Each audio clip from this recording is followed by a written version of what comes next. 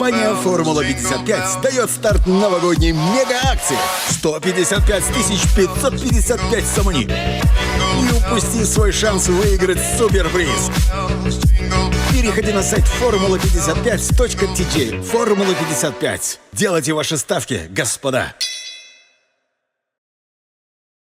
درود به شما بینندگان گرامی. چون موسم فوتبال سال 2021 به انجام رسید، برنامه گرد یک دسته از نو منظور شما می‌گردد و درباره دسته‌های لیگ اولی چپای تاجیکستان حرف می‌زند. چون این برنامه اولیه ما در بعد انجام موسم سال 2021 است، ما ضرور شمردیم که راهبران کلوب مرکزی ورزش ارتش رو به اینجا دعوت کنیم. حالا در مهمانی ما قرار دارند سرمربی دسته کلوب مرکزی ورزش ارتش امین صبحانی از جمهوری اسلامی ایران که محض کوشش‌های اون کس توانست دسته رو با گرفتن مدال‌های برنجی یعنی رساند و ما شما رو پیش از همه تبریک میگیم که مدال‌های برنجی رو گرفتید و این اولین هم نیست. تشکر میکنم.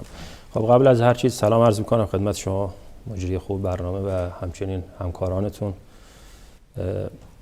زحمت‌های زیادی کشیدن همکارانتون در شبکه ورزش و خودم شاهد بودم و تشکر ویژه از دعوت جناب عالی به این برنامه که ما بتونیم به هر حال در خدمت شما باشیم امروز. تشکر زیاد. من فکر می‌کنم که شما از اولین‌های هستید که درباره زحمت کارمندان ما هم سخن میگید. این خوب است، در یک جدی ما میتونیم سطح فوتبال رو بالا برداریم. و چرا شما اینقدر دیر به کلوب مرکزی ورزش اومدید و از نتیجه قناعتمند هستید چون مدال‌های برنجی رو گرفتید؟ البته من از قبلم همکاری داشتم با تیم کلوب مرکزی ورزش ارتش. در سال 2017 بودم تو اون تایم و شناختی هم داشتم از فوتبال تاجیکستان. اما خب وقتی کنترکت تمام شد و ما رفتیم جاهای دیگه، پیشنهادهای دیگه بود.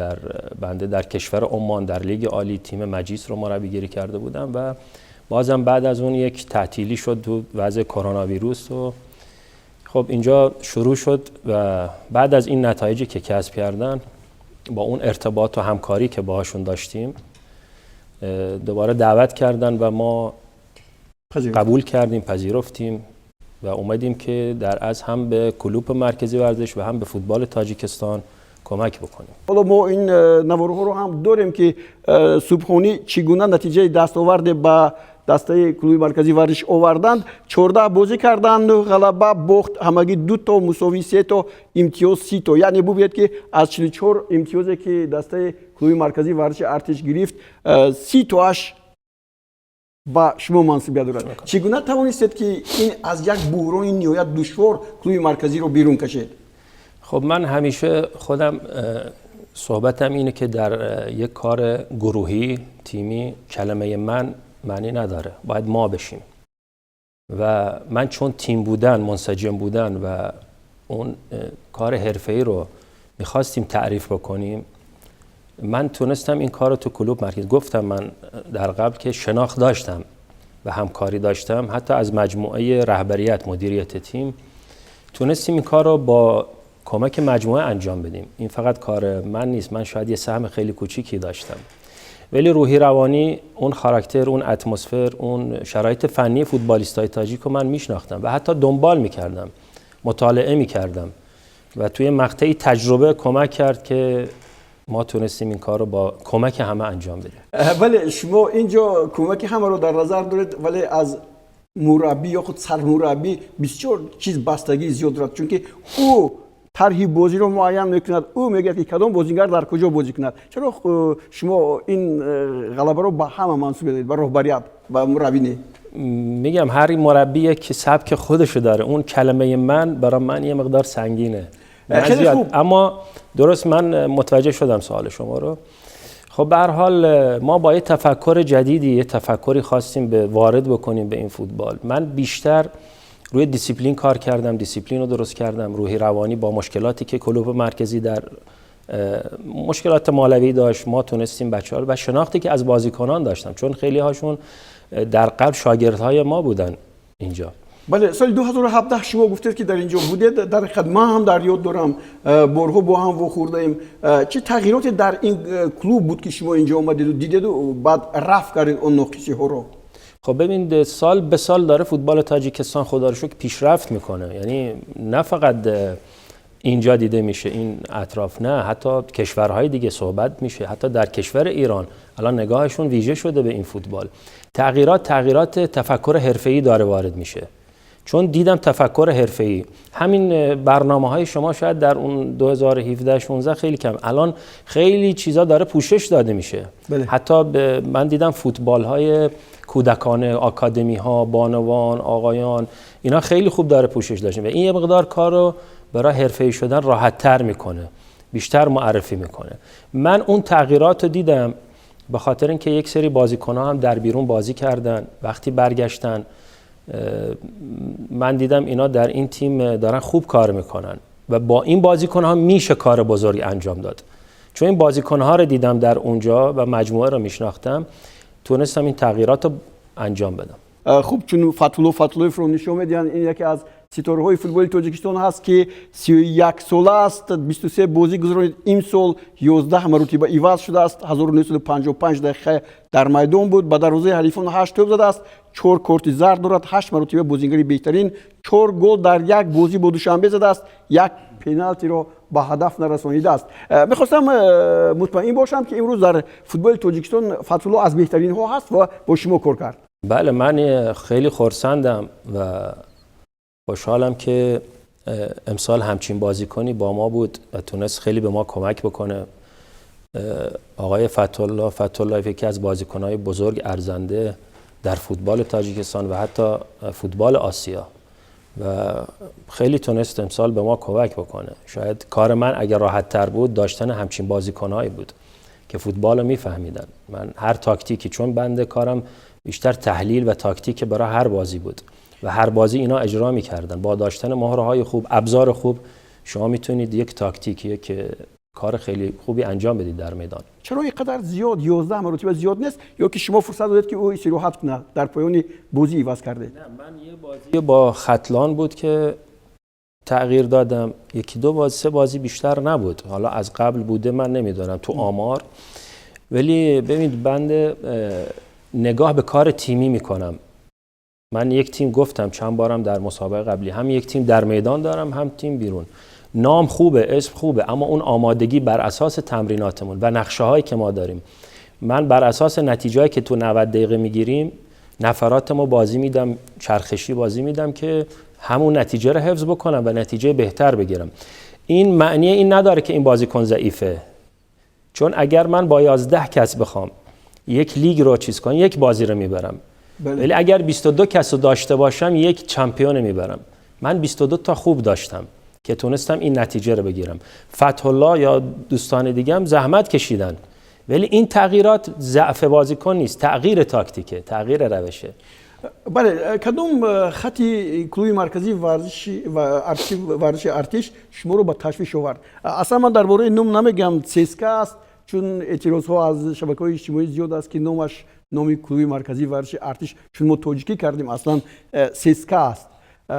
در ایران سپاهان هست یا خود دسته نامش، درباره نامش هم شما فکر نکردید و بعدا درباره خط ضعیفی دسته؟ من واقعتش اون روزی هم که خواستم بیام، تیمی که معرفی شد خواستیم کار کنیم به نام زسکا به من گفتن و تا الانم حتی تو نوشته ها، تو خوندان، تو هرچی من زسکا رو می‌نویسم. حالا بعد متوجه شدم همون سال 2017 که این زسکا زیر نظر وزارت مدافع کلوب مرکزی ورزش ارتش و یک باشگاه خیلی بزرگیه، یعنی فقط شامل فوتبال نیست، خیلی رشته‌های دیگه هست. من اونجا متوجه شدم این دو تا نام هست، نام میبرن ولی بیشتر الان کلوب مرکزی ورزش ارتش من میشنوم بهتر است دارن نام. خب براتون درباره ضعفی همون خطهای بازیه که شما برطرف کردید، بیشتر کدوم خطی دسته کلوب مرکزی ورزش ارتش به نظر شما دیگرگون بود، یعنی ضعیف بود، شما باید اون رو بهتر کردید؟ خب ما بیشتر در دروازه مشکل داشتیم، یعنی دروازه‌بان چی میگن اون با تجربه خوب، خب حالا به اصطلاح ما ایرانی میگیم شیش دنگ، یعنی از همه نظر خوب باشه، اونجا ما مشکل داشتیم. در خطوط دیگه خوب بودیم، کمبود نیرو داشتیم. یعنی مثلا اگر 4 تا دفاع خوب داشتم، همین 4 تا دفاع بودن. اگه می‌خواستم تعویض بکنم، حالا کارت سرخ میگیره یا مصدوم میشد، مجبور شدم یکی از هافبک های بین اون وسط رو بیارم در دفاع بازی بدم. یک مقدار کمبود نیرو داشتیم، کمبود نفر داشتیم. در یک خط می‌بینیم مثلا در هافبک نفر بیشتر بود، در حمله 2 نفر بودن. این یک مقدار تو گرفتن بازیکن اون چی میگن تعادل نبود، اون بالانس نبود. ولی خطوطمون همه خوب بود، همه زحمت کشیدن به جز دروازه که دروازه‌بان ما گرفتیم راخجواروف که خدا رو شکر خیلی کمک کرد به ما. شما او رو میشناختید؟ من یکی دو جا ازش سوال کرده بودم دربارش، ولی خب ما مربی دروازه‌بان داریم و ایشون پیگیر بود و با آمار کامل، اطلاع کامل تونستیم ایشون رو دعوت بکنیم. خب دوستان گرامی، رخت جباروف دروازه‌بان از ترکمنستان است. 11 بازی گذرانید، عوض نشده است. 1080 دقیقه در میدان، از دروازه 8 توپ گرفته است، 3 کارت زرد دارد. اما در حیات تیپوهیون دروازه‌بان از همه بهترین کشورمون بهروز خیریف بازی میکرد. او 9 بازی هم گذرانیده است، ولی بعداً مشکلی ها اینجا طور مربی گفتن سر زد. پاپرخ اومد، باز حسنیدین اینجا بود، اونها هم از نظر شما خوب نگذشتن. نه، من موقعی که اومدم دروازه‌بان بهروز نبودن، رفته بودن از تیم. حالا به چه سبب من نمیدونم، اون قبل از من بود. وقتی اومدم من 2 تا دروازه‌بان بیشتر نداشتم. یکی حسنیدین بود که دروازه‌بان جوان، دروازه‌بان خیلی خوبی، آینده داره و من آینده خوبی رو براش در فوتبال تاجیکستان، ولی هنوز جوانه، باید بیشتر میدان ببینه، بیشتر تو دروازه بایسته و خب اون کار تخصصی مربی دروازه‌بانا بود و ایشون به من اطلاعات میداد و با نظر ایشون، چون از ایشونم میخواستم.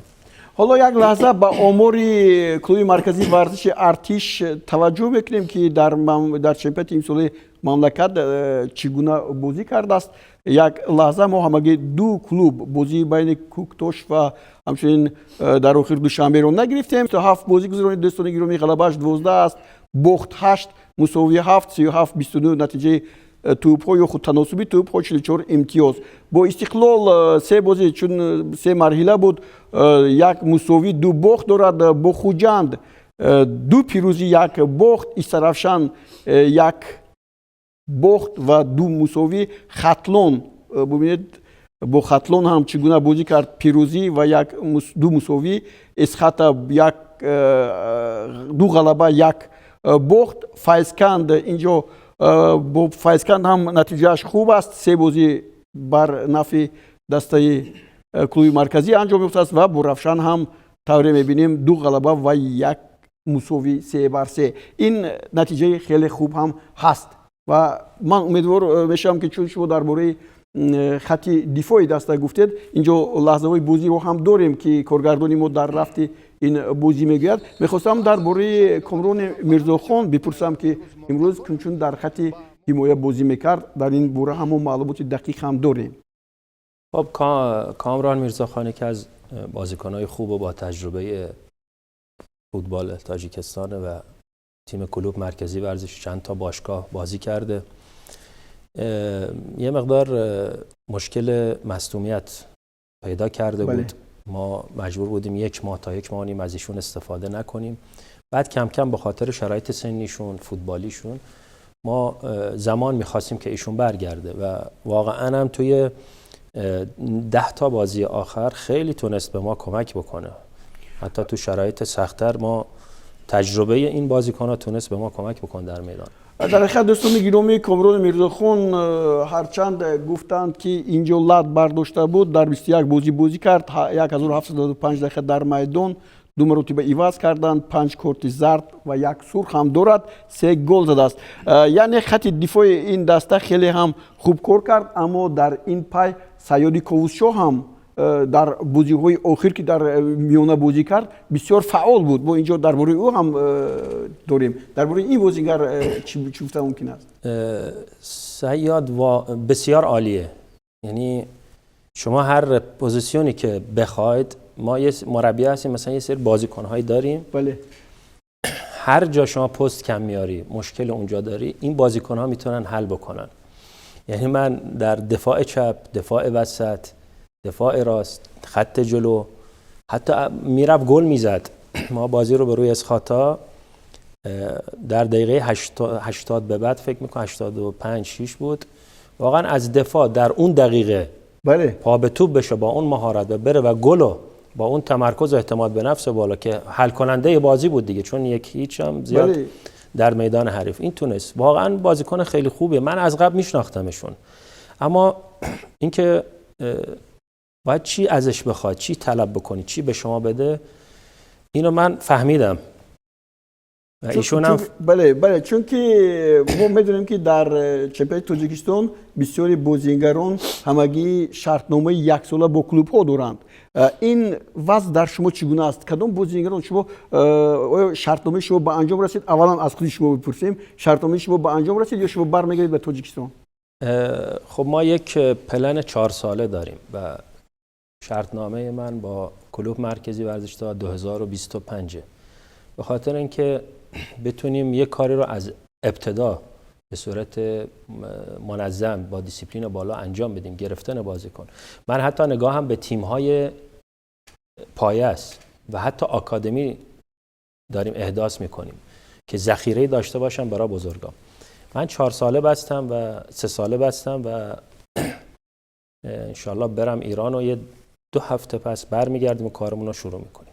خوب از بازیگران ایران اینجا آوردنی نیستید؟ چون لیگ برتر ایران خیلی سطحش بلند است، بالا است، بازیگران بهترینی هستند که مثلا در تعویض هستند، در کرسی احتیاطی می نشینند، اونها آیا ذوق ندارند با کلوب شما بیان یک جای با ایرانی دیگر کار کنند؟ نه، من بیشتر میاریم انشالله حالا با صحبت با باشگاه و دقت بالا ببینیم بازیکن‌هایی که مورد نیاز تو اون پست ها اگر واقعا نداشته باشیم. اما بیشتر من دوست دارم از بازیکنان تاجیکی استفاده کنم.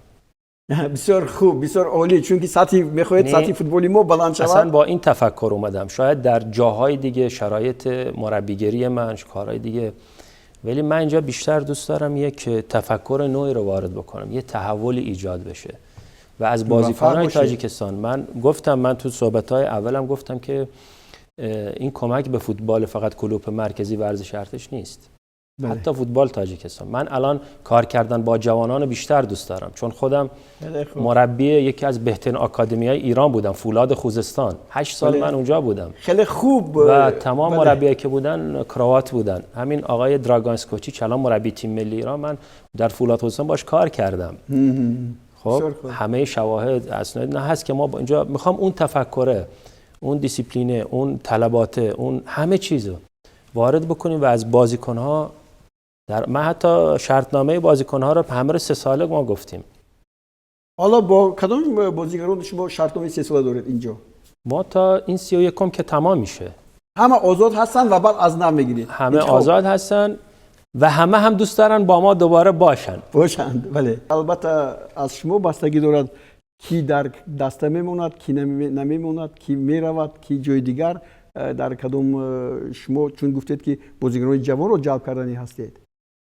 جمع کردیم، ولی جوانان خوبی هم داریم، مثلا علی جان کرامت الله زاده، بله. جانی بک، کامران ابراهیموف، بله. خود صیاد.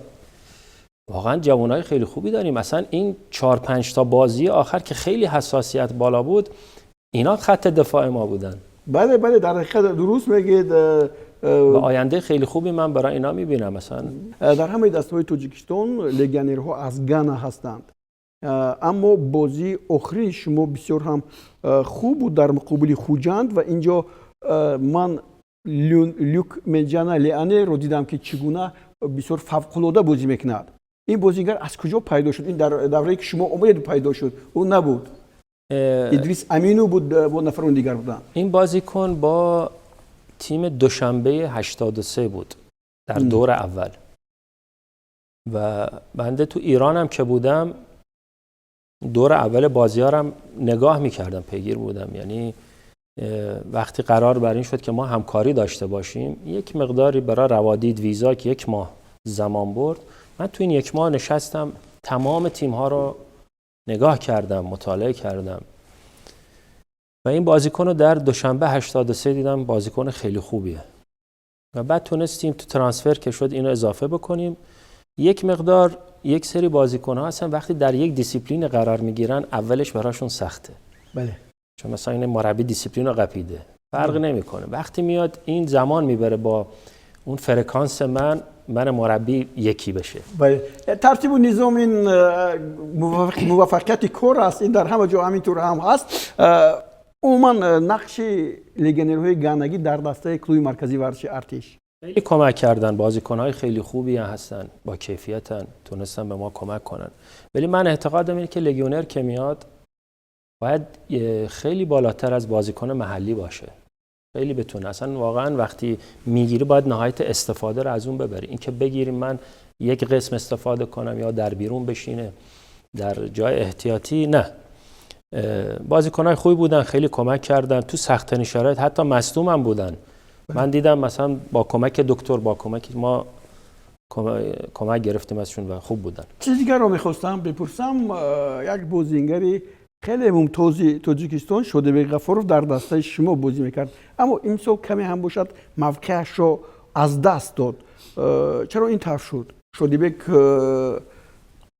چی نقصی داشت در دسته نه ببین کلوب که 585 دقیقه همگی در میدان بود و 13 مرتبه ایواز شده است؟ خب ببینید بازیکنای مثل آقای شادیبک، خب اینا مثلا کلا در فوتبال من بخوام صحبت بکنم، بله، شما وقتی سن میره بالا یه سری عملکردها پایین میاد. هیچ موقع مثلا یک نفر 50 ساله نمیتونه مثل 20 ساله اون سرعت رو بره، اون انعطاف رو داشته باشه. مهمتر از اونه که بنده وقتی همیشه اینجوریه که شما به عنوان مربی دوم وقتی وارد میشی تا بخوای اون سیستم، اون تغییرات، اون نفراتی که به سیستم شما، به تاکتیک شما بخورن یه مقدار زمان میبره. من ایشونو میشناختم، ولی خب اون مصدومیت هم داشت، الان پاشون هم بستن از قبل و مهمتر اینه که آمادگی اینا، تیاری اینا قبل از فصل خیلی مهمه. بله من فهمیدم شما از نصفی بعد مرحله اول اومدید، این خیلی دشوار بود برای شما. در چبه تاجیکستان بازی کردن با کلوب مرکزی ورزش ارتش در مقابل کدام دسته دشوارتر از همه بود؟ من امسال یعنی به واقع بگم همه تیم‌ها خوب بودن. یعنی 2017 شاید بین 5 تا 6 تا تیم بود رقابت. الان یک چیز جالبی اتفاق افتاد یعنی امسال، و اینو تبریک میگم به فوتبال تاجیکستان که تا هفته آخر همه بازی‌ها به هم گره خورده بود. یعنی مدال‌ها جای همون سوم، نمیدونم نقلتیدن 2 تا تیم همه به هم وابستگی داشت. واقعا همه بازی‌ها سخت بود. من نمیتونم بگم، هر بازی شرایط خودشو داشت و فکر میکنم سال دیگه من حتی به باشگاه گفتم سخت‌تر میشن بازی‌ها. اگه بتونیم بازیکن‌های با کیفیت، لگیونر با کیفیت، نه اینکه هر لگیونری باشه، وارد بشه، بازیکن‌های خودمون رو پیدا بکنیم، تیاری تیم خوب باشه، مطمئن باشید یک لیگ خیلی خوبی خواهیم داشت. اما از همه بیشتر ما در استراوشن که بازی کردیم واقعا اونجا حساسیت بازی، شرایط این بازی رو ما داریم در استراوشن بازی شما رو بسیار هم بسیار هم دشوار بود. تعیین کننده بود، اون خیلی سخت بود، ولی خب ما هم به هر حال بی تجربه نبودیم، تونستیم اون کارهایی که داشته باشیم، اون فنهایی که داشتیم، بازیکن‌ها بیشتر اجرا کردن، تونستیم اون نقشه هامون رو انجام بدیم. اصلا که شما برای جای سوم هر دو دسته، هر دو تیم برابر بازی میکردین، فقط شما 2 امتیاز بیشتر داشتید. خب با این نگاه نکرده کلوب مرکزی ورزش ارتش سالهای اخیر در مقابل استقلال خیلی خوب بازی میکند. یعنی سال گذشته مغلوب کرده بود 2 مرتبه اگر خطا نکنم. این سال هم بسیار یک باخت داشتن 5-0، اما 2 بازی دیگرشون خیلی بهتر بود در مقابل استقلال. بله ما بازی خوب انجام دادیم. یک مقدار نتایج اون به خاطر تجربه بازیکناست. یک مقدار ما تو تنفسی که انجام شد 1 ماه بیشتر مقدار، چون اینجا شرایط در مسابقه قرار گرفتن تیم خیلی مهمه، ما بیشتر تمرین کردیم. یعنی ما یه چیز داریم آور ترینینگ، یعنی اشباع شدن از تمرین و اون کمند باقوتی هم نیست که ما مثلا باشون چیز میکردیم، بازی رفیقانه انجام میدادیم که با شرایط استقلال باشه، تدریبی یعنی تجربی، سختی بیشتر. برای این مشکلات ما داشتیم، ولی خب ما یه مقدار به تجربه تیم استقلال باختیم. اگر بچهای ما یه مقدار تمرکزشون رو، من هر چی گفته بودم گفتم مثلا تو 20 دقیقه اول نباید این بشه و شد. این برمیگرده به اون اتمسفر، اون آمادگی روحی روانی بازی کنه که نمیشد در یک هفته 2 هفته اینو انجام داد. من یکی از برنامه هم امسال انشالله یک رقیب خیلی سرسختی برای تیمای دیگه باشیم. خیلی خوب، انتظار میشویم. چون شما عموما درباره استقلال هم گفتیم، درباره باز تیم‌های پرقوت تیم خوجند است که همه سال در جای دوم است و امسال صاحب جام هم شد. شما گفتید فولاد خوزستان امسال جام حذفی رو گرفت، استقلال رو مغلوب کرد، استقلال تهران رو مغلوب کرد. یعنی شما از اونجا که ریشه‌هایتون می‌بیاید تا اینجا، من فکر می‌کنم که کلوب مرکزی ورزش ارتش سال آینده باز امکانیت دارد که همه رو حیران کند، حیرت زده کند.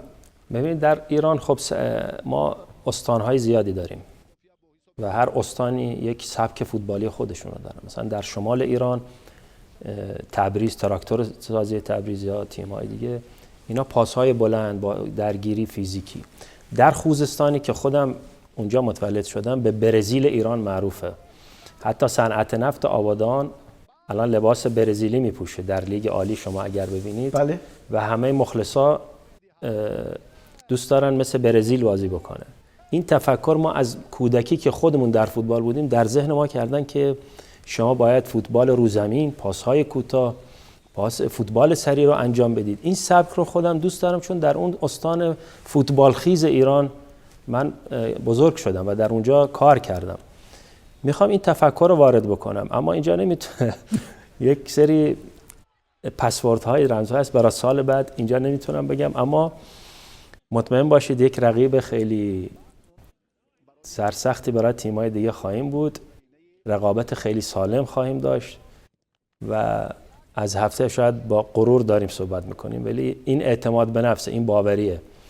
از هفته اول ما انشالله این موفقیت‌ها رو دوباره شروع میکنیم. دوستان گرامی، در برنامه گرد یک دسته سرمربی کلوب مرکزی ورزش ارتش یا خود طور من گفتم سپاهان تاجیکستان امین سبحانی بودند. متشکریم که شما در این برنامه ما اشتراک کردید و با سوال‌های ما جواب گردانیدید. فکر می‌کنم که باز همکاری ما در آینده هم بسیار هم تقویت می‌یابد و ما باز شما رو با نه تنها در استودیو بلکه در همون ورزشگاهایی که با دسته شما بازی می‌کند می‌رویم اونجا و می‌بینیم که آن دسته‌ای که شما می‌خواهید که در مقابل دسته‌های پرزور تاجیکستان یک شهامت نو نشان دهد چگونه دسته خواهد بود. و شما روی سفید سلامت باشید دوستان گرامی. ما برنامه گرد یک دسته رو در همین جا با پایان می‌رسونیم.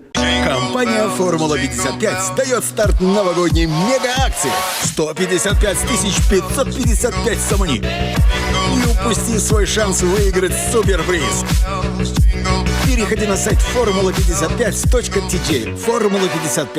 Делайте ваши ставки, господа.